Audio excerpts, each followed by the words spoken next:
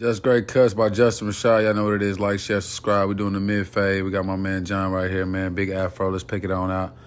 So I'm going to go ahead and take him all the way out with the afro, pick him all the way out. He usually gets a mid-fade, not too high. We go 1.5 against the grain, go all the way up. With him having straight curly hair, you start from the bottom, you go against the grain. You want to get the hair all at one level. All the way up, all the way up, all the way up, all the way up. You're going to chop that down. Sideburns, you're going to work your way to the side. Now he does do this beard and razor too as well, with the lineup on the razor as well. So all the way top. I like to start with the sides first and then typically do the top of the head last. Then we go, boom, up against the grain, against the grain, against the grain, get that all the way even.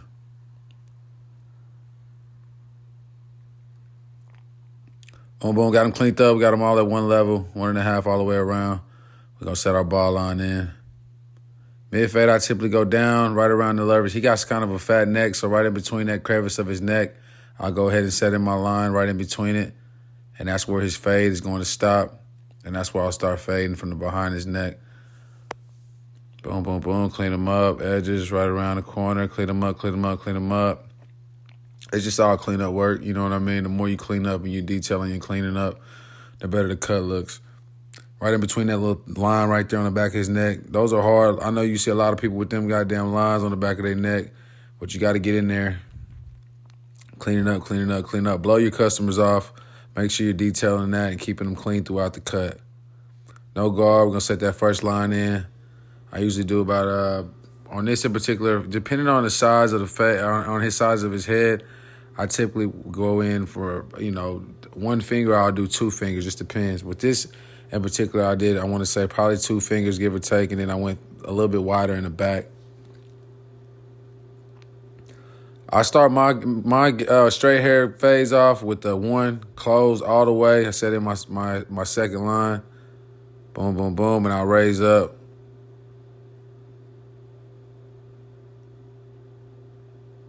Go back with the guard open, and I just kind of slide up with that 1.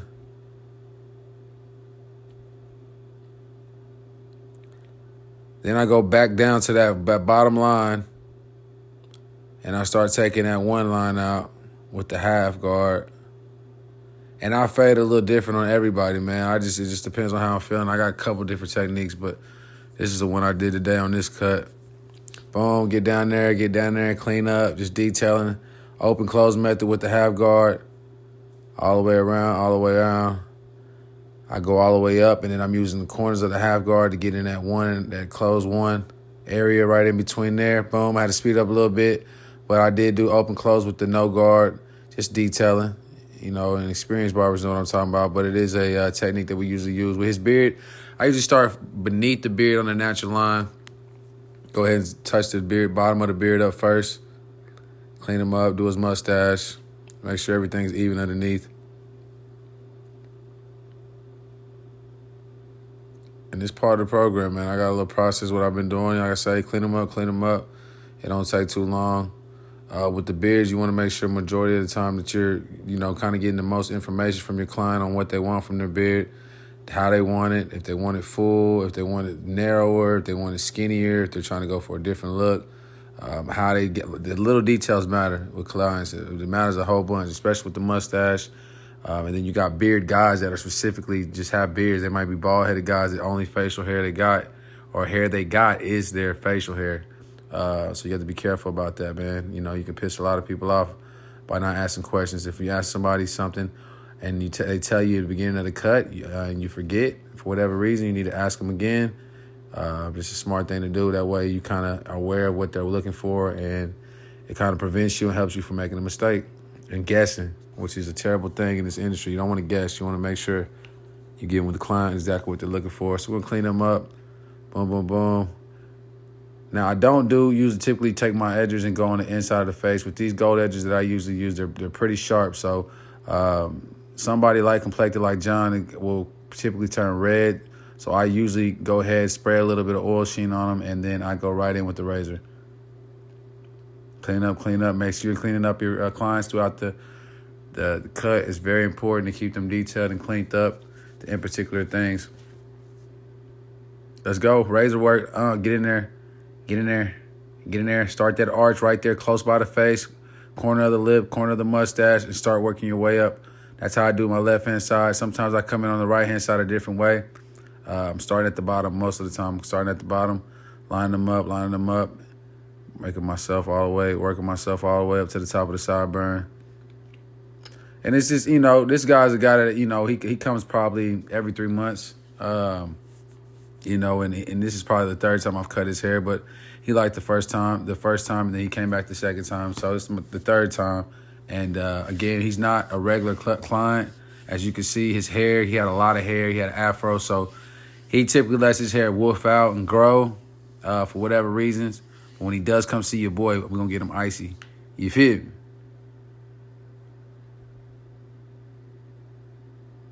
And we just working. Like I said, we're doing a little razor work, detailing, cleaning up, be sharp, light-handed with the razor. You don't want to cut your client. For whatever reasons, accidents do happen. Make sure you're ready for that. And you're sanitizing and doing the proper procedures to go about that whenever that does happen, when there is a blood spill. That's why we got our gloves on as well. You see what I'm saying? We're detailing with the detailers. We come back with the comb.